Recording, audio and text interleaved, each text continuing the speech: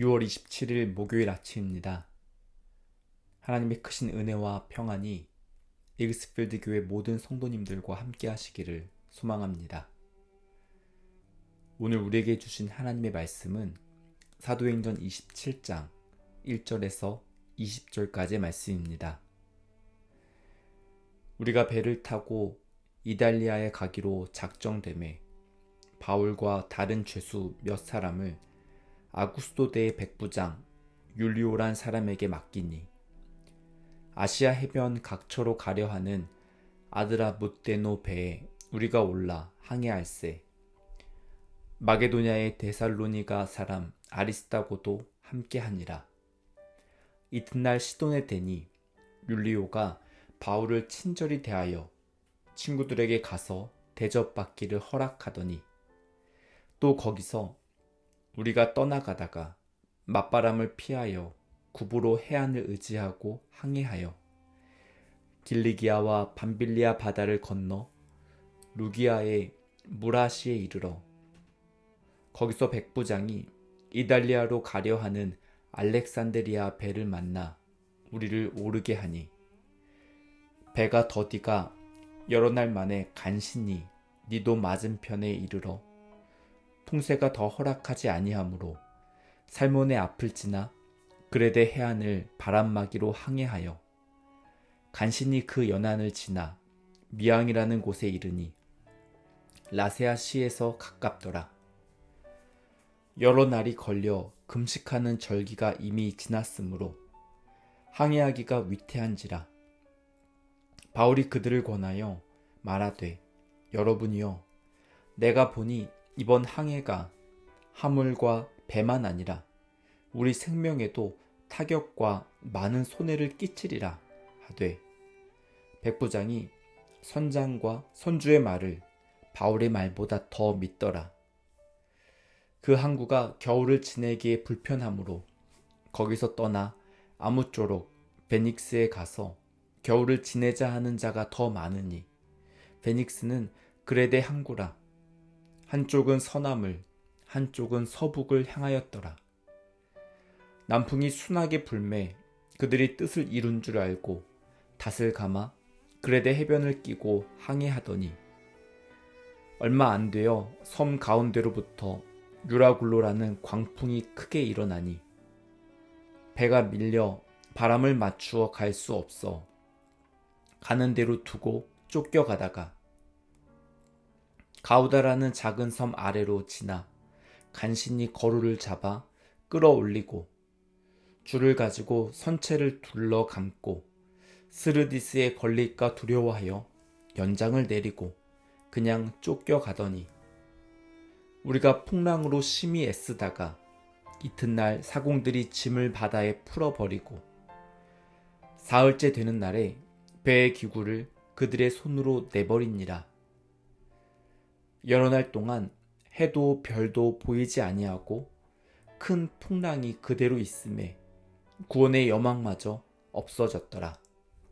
아멘. 오늘 본문 사도행전 27장은 사도 바울이 로마로 가는 여정을 보여주고 있습니다.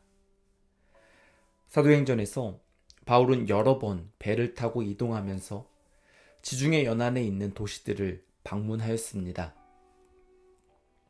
지금까지 모든 일정이 마음먹은 대로 순탄하게 되었던 것은 물론 아니었습니다. 기도하면서 계획을 세웠지만 전혀 다른 방향으로 일정을 바꿔야 했던 순간도 있었고 예상하지 못했던 놀라운 은혜를 경험하기도 했습니다.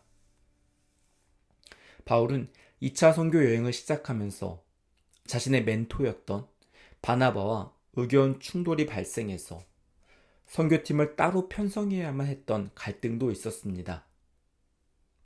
바울은 아시아로 가려고 하였지만 하나님께서 그 길을 막으시고 유럽으로 가는 길을 열어주셨던 일도 있었습니다. 이러한 일들을 반복해서 겪으면서 선교는 바울 자신의 개인적인 사역이 아니라 하나님께서 인도하시고 하나님께서 역사하시는 선교라는 사실을 깨닫게 되었습니다.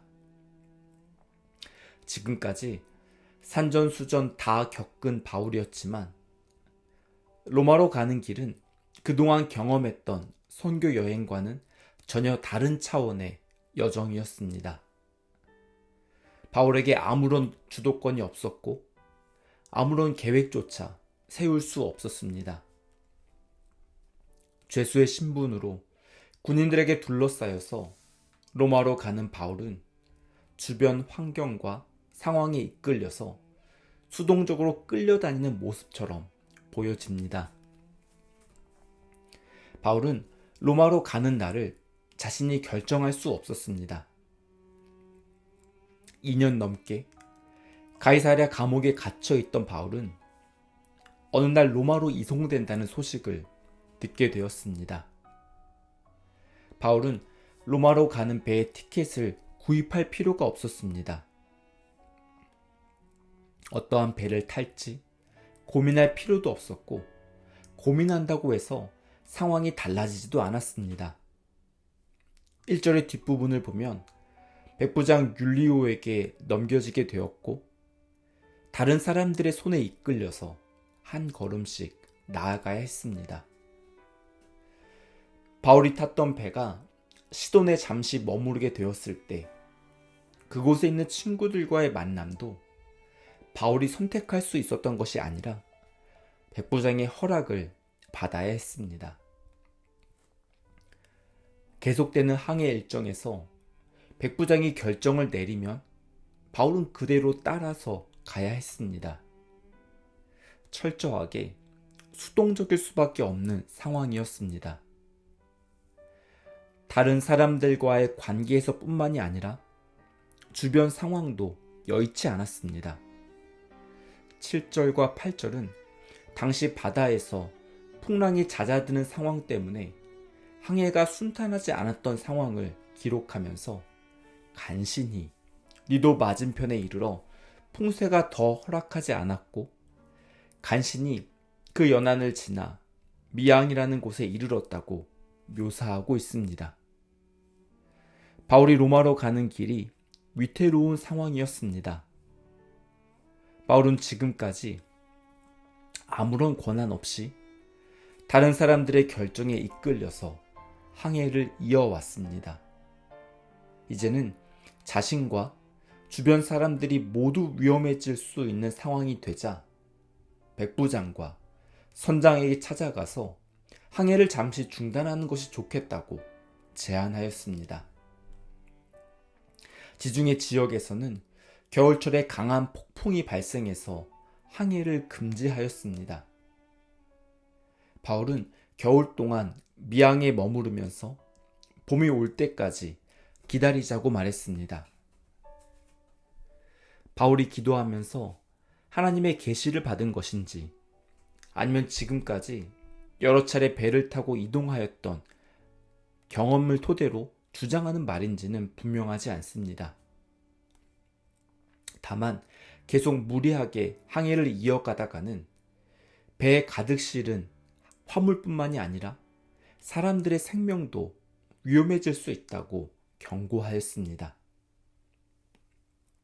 하지만 선장과 선주는 미항보다는 규모가 더 큰 베닉스에 가서 겨울을 지내는 것이 좋겠다고 주장하였습니다.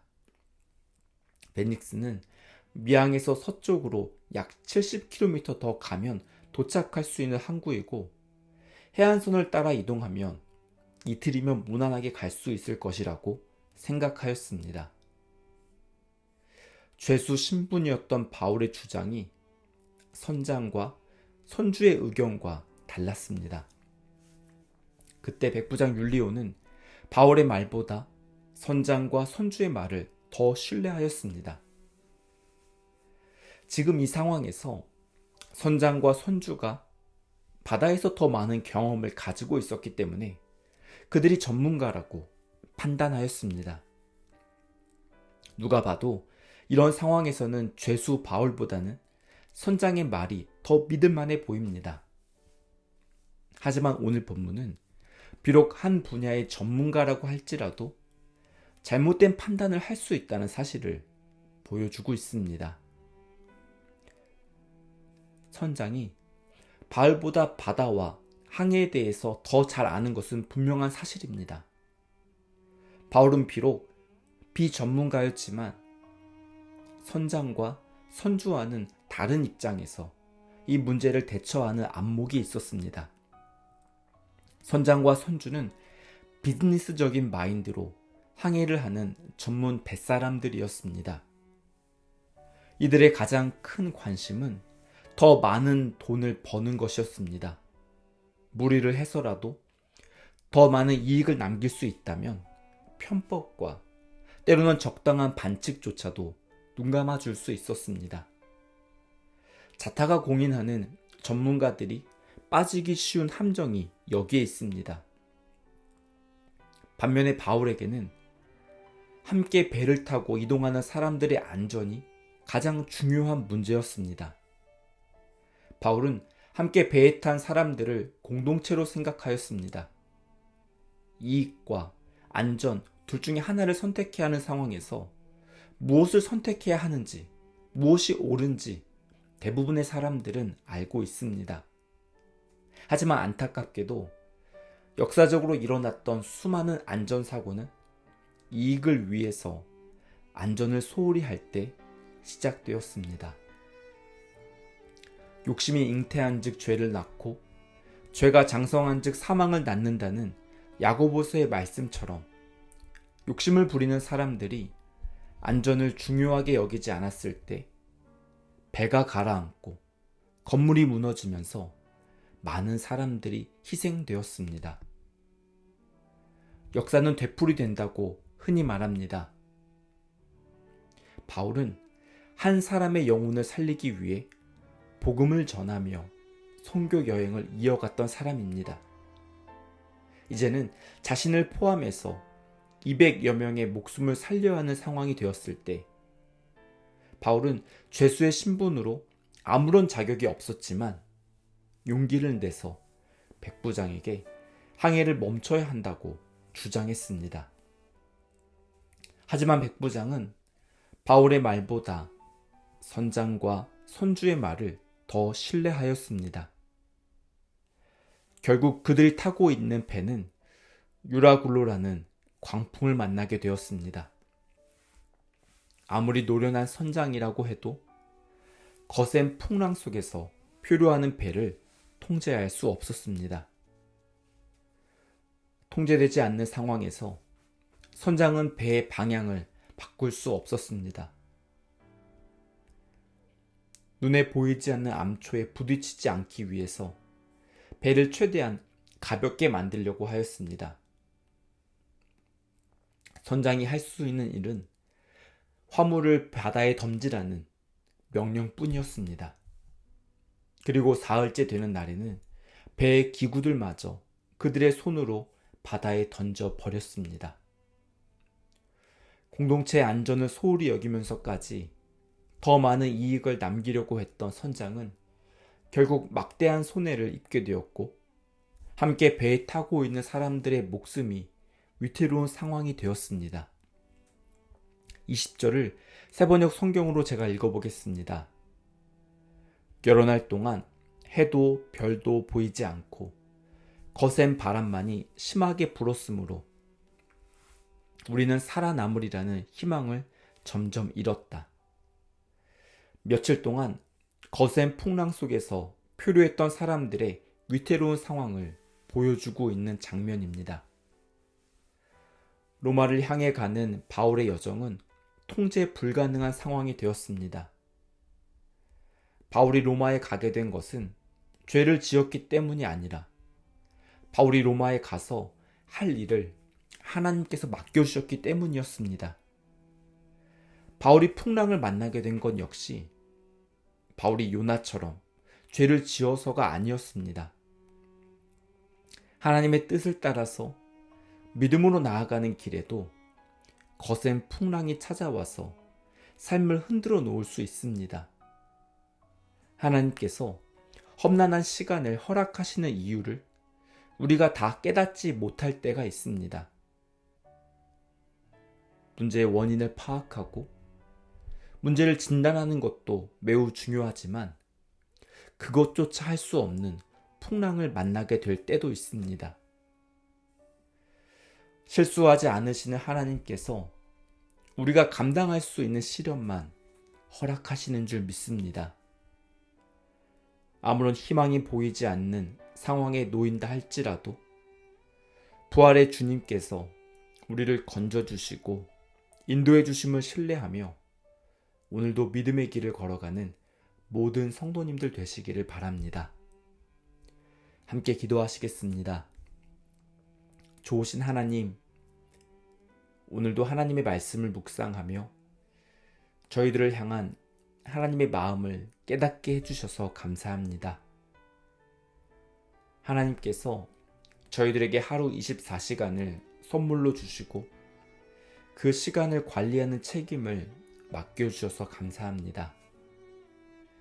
때로는 저희들이 선택할 수 없는 상황 속에서 주변 환경과 다른 사람들의 결정에 이끌려서 살아가야 할 때가 있습니다.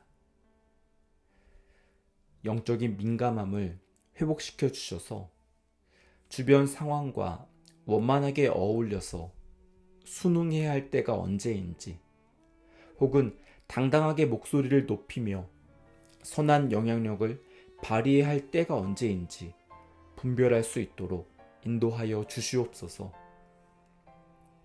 눈앞에 보이는 이익보다 공동체의 안전과 유익을 먼저 생각할 수 있는 마음을 저희들에게 회복시켜 주시옵소서. 저희들의 힘으로 감당할 수 없는 풍랑을 만날 때에도 하나님을 신뢰하며 믿음의 길을 걸어갈 수 있도록 인도해 주시옵소서. 이 모든 말씀 그리스도이신 예수님의 이름으로 기도드립니다. 아멘. 계속해서 각자 기도하시고 오늘도 주님과 함께 동행하는 귀한 은혜가 넘쳐나기를 소원하고 축복합니다.